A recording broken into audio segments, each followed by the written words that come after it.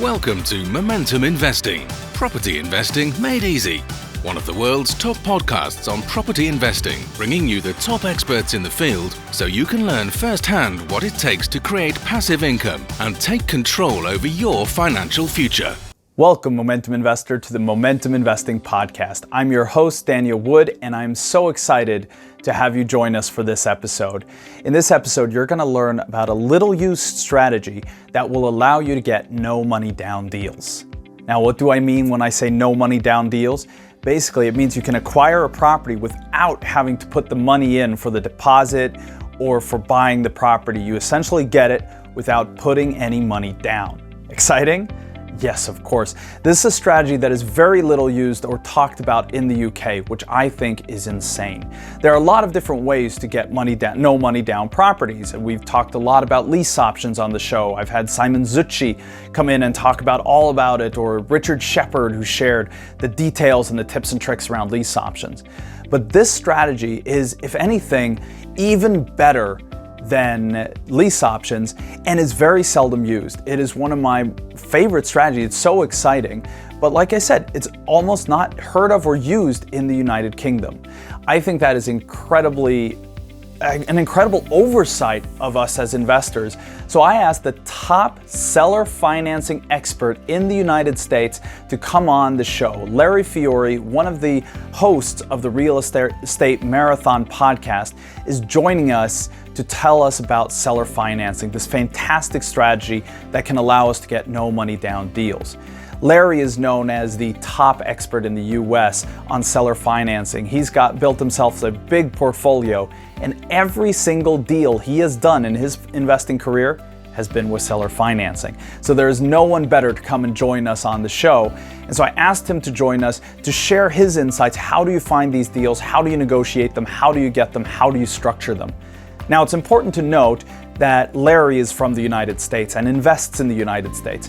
Tax laws, legal structures are different in the United States from in the UK, obviously. So don't take everything in this episode at face value. You have to check it with your accountant or your solicitor to make sure you're doing this legally.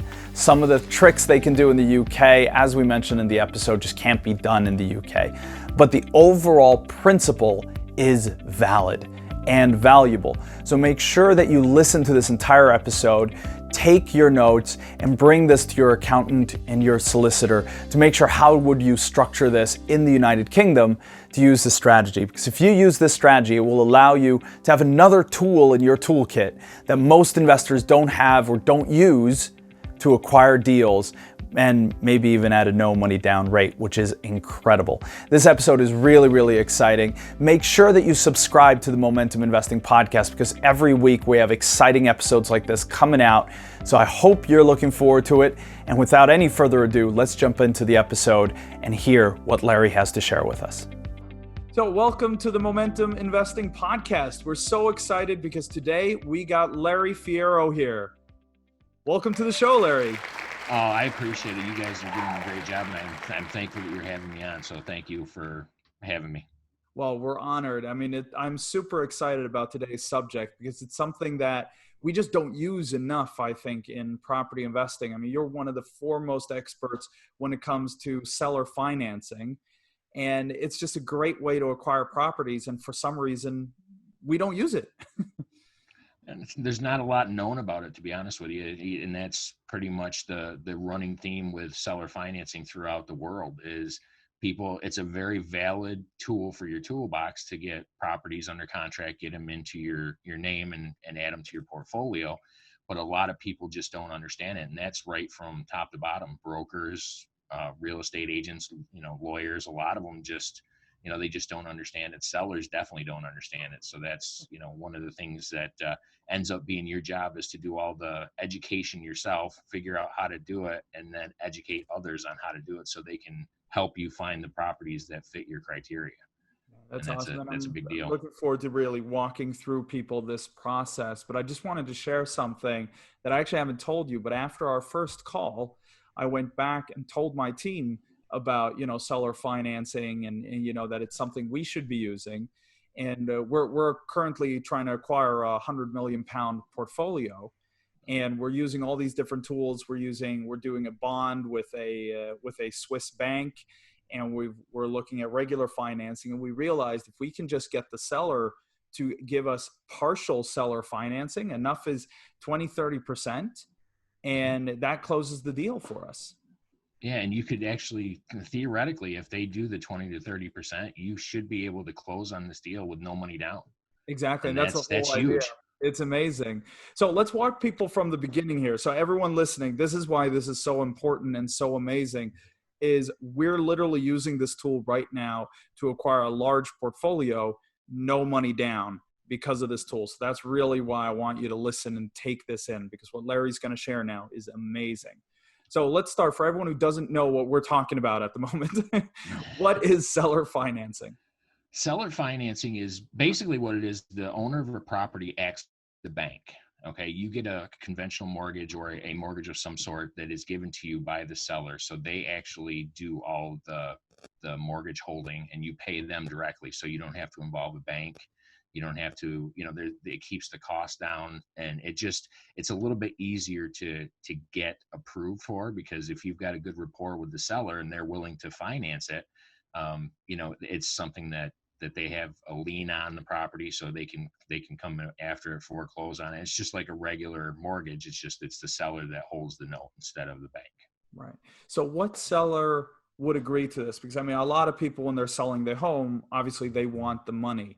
So when would this, because obviously in this case, the seller is selling you their home, but instead of taking the money, they're essentially giving you a mortgage and allowing you to borrow the money from them to buy the property.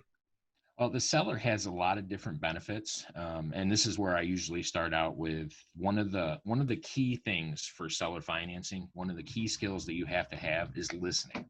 So you have to find out what the seller is accomplishing. I was talking to somebody a couple of days ago.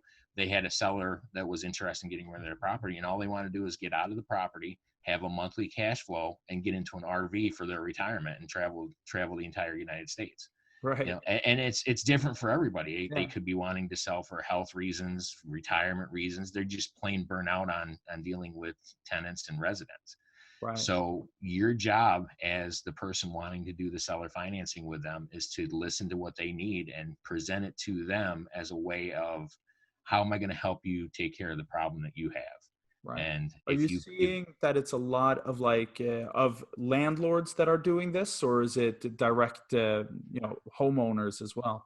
It could be either. It could really be either. I don't deal specifically in single family homes, because just for my benefit, an occupancy rate of either 100% or zero, just too big of a spread. Yeah. So I like the economies of scale. I prefer if I've got one apartment that goes vacant, then try and keep it at like a 90% occupancy. So you have to have more apartments. So you're I deal buying like specifically apartment buildings. Exactly. That's where I stick, and my entire portfolio that's allowed me to be financially free, so I can sit here in my office and just deal with residents and taking care of helping to educate people on financial or on owner financing. The thing that's done that is the seller financing. So I've got a large portfolio that takes care of that, and I have actually bought zero with a conventional mortgage. That's awesome. Yeah. So if we put ourselves, so we could almost role play here, because I think that would be cool. So if someone is, say I am a seller and I am a landlord, how would you kind of go about presenting the whole seller financing idea to me? What would be my benefits and so? Well, what I would do is I would get in contact with you, and I would say, I'm calling about the apartment building at XYZ. You've got an apartment building you've got listed for sale, and I'm very interested in the apartment building. I'm kind of curious, why are you selling it? Right. So, and I answer, well, I'm tired. I want to retire. I want to live the rest of my life. So it's time to sell, take my winnings and go have a party. Yeah. And that's actually a very, very good cause. I mean, I've bought quite a few properties from people that are looking to retire. So I can understand completely what you're saying. So let me try and help figure out how to get you onto the beach and your Mai Tais for your party. So let's figure that out. I have a large portfolio. I'd like to add your property into my portfolio. And I see you're asking $10 million for the portfolio. Would you consider doing any sort of seller financing, holding a note on the property for a partial, anything like that? Well, I don't even know what that is. What are you talking about, Larry? Okay. Well, what would happen is, if you were willing to hold part of the note or even the entire note, what I would do is I would buy the property specifically from you. I would make my monthly payments directly to you, so you have a monthly cash flow. And one of the benefits of doing it that way, when you sell this property outright, if you get that $10 million in cash, you're going to end up getting hit pretty big with capital gains tax. And if you want to avoid that and still have the monthly cash flow without all the headaches, you let me finance the property from you. I make the payments directly to you, and then you would get the monthly cash flow. I deal with all the headaches from the tenants and the residents, and you get to go on your vacation or your retirement and start the party. And I understand that you might be a little concerned about doing it because not a lot of people know about seller financing and that sort of thing, but I have several references of previous purchasers or sellers that I've bought properties this way. And I'd be happy to provide you an extensive list of references. And if you just wanted to start calling them, they can tell you it was a massive win-win situation for both of us. All right, awesome. So essentially what happens there, now I'm obviously stepping out of the role play here, but so obviously what happens then is if I say yes to this, I call the references and I agree, essentially what I do is I so to speak, give you the property, and then you give me a kind of an IOU note that says, I owe you $10 million or whatever we negotiate. And then you pay me a fixed interest of whatever, whatever. Yeah. A lot of times I'm able to get the seller finance properties at 0 interest rate. And because part of the reason of that is I don't haggle too much on the price. And a lot of sellers, if they get the asking price, as long as I can make money in the property cash flows, I'm okay paying their price. And a lot of times they've got this one number in mind. And if they get that number, they don't really care about an interest rate. They were never thinking an interest rate to begin with. They just say they have a $200,000 number. Right. I give them the $200,000 number, tell them that it'll be 0% interest rate. I don't want to do any money down because I want to use the money that I would be putting as a down payment to reposition the property and actually turn the property around, put the money into it and fix it up. Right. So, and a lot of times when I tell people that they really, as long as they got their number, they don't care about interest. And then that way, every time I make a monthly payment, 100% comes off the principal. Right. And so how long a period do you usually pay these off over? Generally what I do is I start with a 30-year amortization for the smaller properties with a 5-year balloon payment. And what that allows me to do is it allows me to make smaller monthly payments up front so I can dump more money at the beginning into fixing the property up. Yeah. Gives me 5 years to age the property, age the mortgage, so I can have a proven track record that the property is making money year in and year out. And then I can go to the bank, refinance it out. And then after 5 years, then I can either renegotiate with the seller or just pay the note outright. Right. And a lot of times what will happen is the seller gets so used to that monthly income that when the 5-year balloon payment comes around, I've tried contacting sellers and I've said, hey, I want to pay this off. And he said, I'm not ready to pay that capital gains tax yet. Let's just keep going. Oh, can we keep going? And even though it's 0% interest, they say, I'd rather just take the cash every month. Yep. That's awesome. Right. So that is the big benefit, is you're getting around the whole capital gains tax question. And the monthly cash flow. Yep. Yeah. So they get to keep their monthly cash flow. They get to keep their lifestyle, what they're used to, and they don't have to pay the capital gains tax. Yep. That's it right there. And that's on certain properties like the portfolio, the 100 million pound portfolio that you're talking about. Yeah. You did say it was 100 million pounds, right? Yeah, exactly. Yeah. Very nice. Very nice. Yeah, it's going to be fun to take over. A little ad. But you got it. So with something like that, one of the benefits of the $100 million portfolio, like you said, if you can get the seller to take back 30%, they get the best of both worlds, because then they get the big lump sum of 70% of the purchase price. Then on top of it, they're going to have monthly cash flow also for going down the road. So they get the best of both worlds, and you get no money down, and you get the properties free and clear, and it's a win-win, and you guys Exactly. have all your reserves and your capital ready for what you were going to put as a down payment to just dump into those properties and increase your net operating income, thereby increasing your value. Yeah. Oh, exactly. So that's exactly what we're going to do. And the reason why we're not looking for 100% is obviously a lot of landlords already have a mortgage. Mhm. So that needs to be paid off. So that's why we're looking to put in Not between necessarily. 50 and 70. Oh, that's what There, you're saying? yeah, not necessarily. They've got the only owner financing I'm talking to you right now is on properties that are probably all the way paid off or not. You have different methods. You've got a subject to mortgage that you can buy a mortgage with an existing mortgage from the owner. Right. And what happens with the subject to is the mortgage stays in the original owner's name, and then you make payments to the original owner, but you're set up to be able to, if they don't make the payments to the mortgage company, then you're notified, so you're actually listed on Right. it. Right. So it So doesn't come back that you've been paying them for 6 months and they haven't been paying the mortgage kind of thing.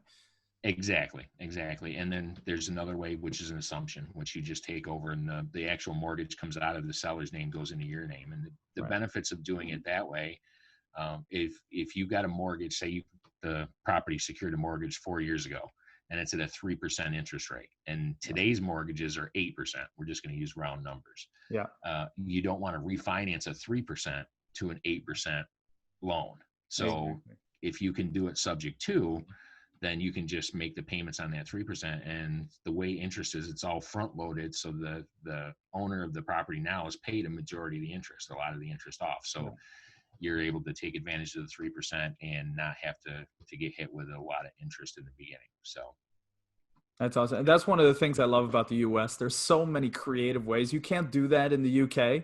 You can't, the mortgage is it's obviously leaned on the property, but it's in the name of the company or the person. And when they sell the property, they have to clear off the mortgage.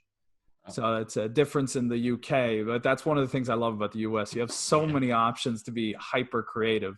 Yep. Now there is a clause in most mortgages that's called the due on sale clause, and what that means is the bank, if they don't like the deal, can actually call the entire loan due, Right. if it's transferred out of the original owner's name. Yeah. I haven't seen it happen yet, because most banks, if you go in and show them your credit score and your credit rating, which you have to do to the seller anyway, Yeah. most banks are just like, okay, that's fine, just keep running with it. But there is a chance that they may call that entire mortgage due, so you have to have a plan B if you decide to do a subject to mortgage. So you have to have the money ready, or readily available to take care of it if that's what they do. Right. That's awesome. So when looking at trying to find potential properties for this, how do you go about it? How do you find these landlords or homeowners?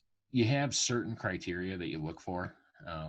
I usually start with like the MLS, the multiple listing service in the town that I'm investing in. So either Realtor.com, Zillow, they have properties listed in the United States. I'm not sure in Europe what Yeah, in the or the UK they're UK called what or the Rightmove and UK. Zoopla. Yeah. Yeah, so then just start there and look and see. And you're looking for something that's been on the listing for quite a while. Right.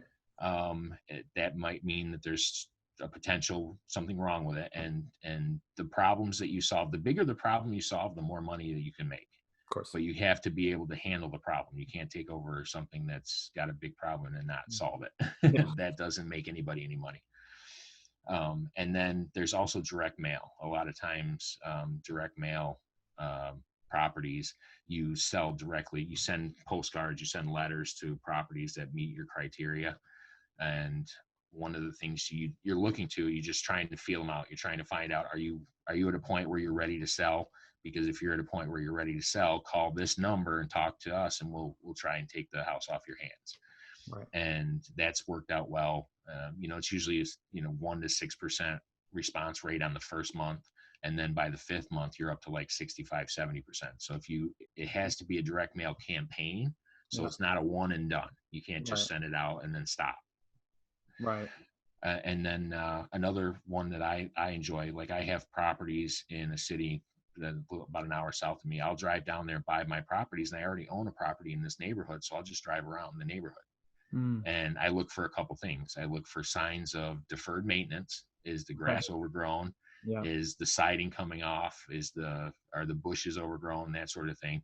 And I actually picked up a property. It was a triplex that had grass overgrown. One of the gutter things was hanging off the building, and there was a for rent sign out front. So I called the number and I said, I'm sitting out in front of your house. He said, are you interested in renting? And I said, no, I'm a landlord. I said, you've got some deferred maintenance problems here. I said, are you getting a little tired of being a landlord? Would you consider talking to me about selling the property? He said, I absolutely would. And I actually asked him if he'd be available the next day. We went and met at a Dunkin' Donuts, got some coffee, got some donuts, and sat there. And in a matter of 25 minutes, hashed out a deal that I closed on 30 days later and went in, fixed it up. And it's been one of my best performing properties. That's awesome. That's awesome. Yeah. So one thing I was thinking too, what you said earlier about, you got to be able to coach these people to go, like the estate agents and stuff, to be able to find these for you. A lot of our community use what we in the UK call sourcing agents, and in the US it's a wholesaler. So because a lot of us invest from a distance. So for example, like me, I'm in Sweden, so I'm not driving around any areas to find the deals. Mhm. So how would you go about coaching a wholesaler or a sourcing agent to go out and do this? Well, with the sourcing agent and the wholesaler, they're a little difficult to run owner financing through because they've already got the property under contract and owner financing was not dealt with in that. And usually you have to have a double closing. So I try and avoid wholesalers. I'm not sure how Well, yeah, sourcing in agents the work. UK, they generally work more like estate agents, just Oh, working do they? for the investor instead. So Gotcha. they don't usually put them under contract, actually. Okay, so what I'll do is I'll talk to it like a real estate agent, just somebody that lists the property and then tries to help the seller sell it. So that's Yeah, kind of sounds like what the sourcing agent is. What exactly. I do is I look for real estate agents that haven't been in the job very long. Right. Okay, because you get these real estate agents that are 25, 30 years in and they hear seller financing and then all of a sudden the negative connotations start. A lot Right. of times, people think seller financing, you can't qualify for it, you don't have the money to pay for it, and that's not always the case. It's just easier. It's an easier transaction. Well, it's an old dog, new tricks kind of It position. is. Yeah. Absolutely, absolutely. So the guy that I bought most of my properties from, he was a real estate agent. He passed his test like 6 months before, and he was just hungry. Right. The new agents, they'll give you a call back. They'll try and make the sale for you, and you have to have one of them that's hungry, that's willing to learn. Right. And my number one skill was you have to be willing to take whatever offer I give you to the seller. Right. And he was. So you find a new sourcing agent, you find somebody that hasn't been doing it very long, so maybe a little bit hungry. They want to build a name for themselves. They want to get their first few deals done. And you teach them how to do this. And then you're actually increasing their value as well, because now they have that in their toolbox, and you kind of walk them through, this is what seller financing is. This is what you're going to do. I'm going to give you this offer. You're going to take it to them. And then after they accept the offer, it actually turns into a regular real estate transaction. You go through the normal closing. You have a normal title company do the mortgage and all that. It's just the name on the mortgage is the seller's name instead of a bank. Right. And so at that point, you just involve the solicitors and they do their Yep. thing. Absolutely. Yep. Awesome. Yeah, because I think that's going to be the big part for everyone listening here is getting someone else really to bring these to you and make sure that the deals are coming through in a good flow. But as you say, I think you're increasing their value immensely. I mean, this is a way to get no money down deals in a great sense. Yeah, and once they have your criteria down, you'll be amazed. They'll be out looking when you're not even talking to them about what you're looking for. I've had multiple properties that my real estate agent has sent over to me, and he said, these meet your criteria, and I've actually bought a majority of them. So, he finds them. He says, this is what you're looking for. These are the criteria you're asking for, and I think this property, and I'll look at it, and then I'll call them and tell them schedule a viewing and a showing, and we'll go look at it, and I'll say, this is my offer before we even leave. I give him the offer right there. He writes it up that night, sends it over. I sign it virtually on the computer, and he sends it in. And usually we can close 30 days later as long as the people are amenable to it. That's awesome. That's awesome. I mean, I love this strategy because it's just, it takes so many of the parts out of it. And I love it as a counter to, because right now in the UK, lease options is all the rage. Hmm. So at least among us investors, but I love this as a counter to it. This is a little more simple, a little more straightforward, but Yeah. same effect, same result, really. It's a very powerful tool. And like I said, the sky's the limit. And I've told people, whatever you can get put in the contract from the seller, if you wanted, and I make a joke about a bucket of Kentucky Fried Chicken. If you want to throw a bucket of Kentucky Fried Chicken in, as long as the seller's fine with it, then that could be in the contract. The sky's the limit. And usually what I tell people, and I'll give you an example of my case study of my first property. The first property that I bought owner finance recently, I bought my actual first property back in high school 35 years ago. And but the one that started this second round of investing, it was a property that was listed for sale. It was a duplex. The woman had been promoted out of state. She was living 4 states over from New York, and just couldn't do the long distance landlording. The property appraised for 67,000, 68,000, something like that. And the woman you could just tell by talking to the woman, she was very motivated and just wanted it gone. It was paid off free and clear. It had a bunch of deferred maintenance. So I offered her $22,000 for it. I always offer way low, because somebody told me a long time ago, if you're not embarrassed by your first offer, you're offering too much. Yeah. And the reason that is because in a good negotiation, usually the person that throws out the first offer is the loser of the negotiation. They're going to lose the negotiation all day long, unless you throw some ridiculous number out there. Yeah. So I offered $22,000. The woman accepted the offer. I really never thought she would. She signed the purchase agreement, and in it I had a property inspection. So we went in and did the property inspection, and the property inspector came out and said it needed new furnaces. And the new furnaces were going to be $4,000. So I went back and retraded the property, and I said, look, the furnaces are going to be $4,000. Would you take $18,000 for it? And she said, no, but I take $20,000. I'll split the difference with you.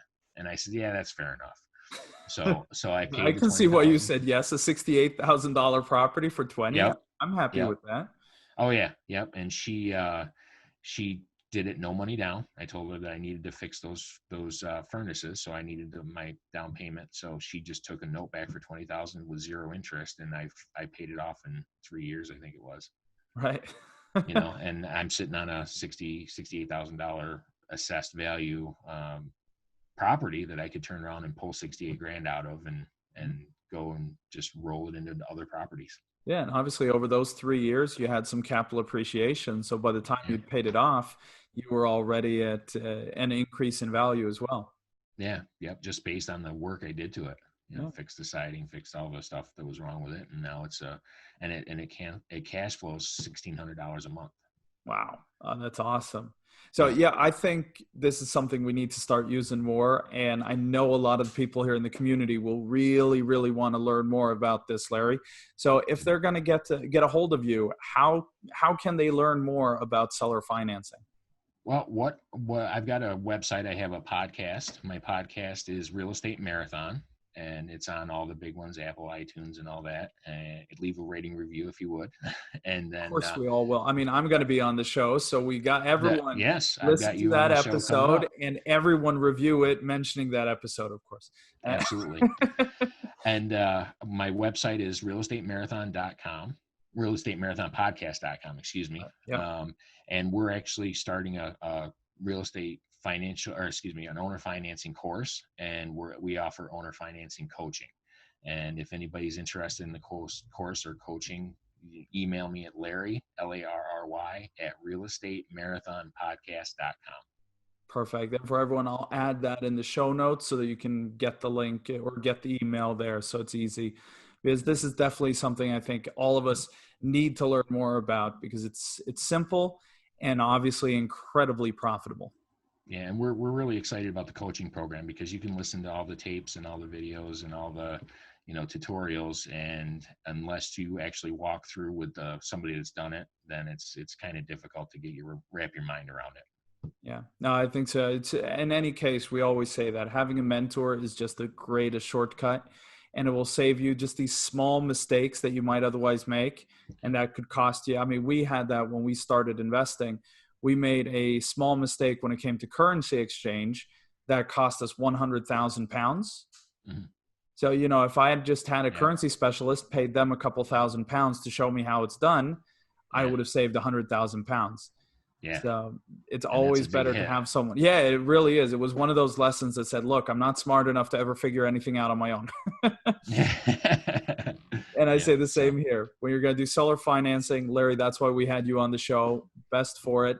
Real Estate Marathon Podcast. That's the website.com that you can find it on all the different channels.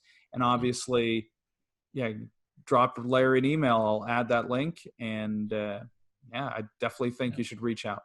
Yeah, look forward to talking to anybody.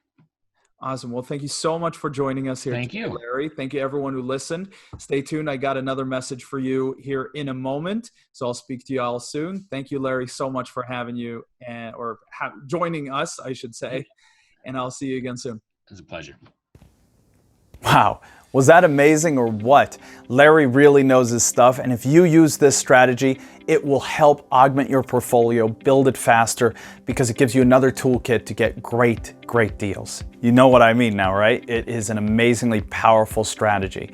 Just remember, when Larry is talking about the US market, rules are different in the UK. So make sure that you do your due diligence with a solicitor and with an accountant to make sure you're structuring things legally.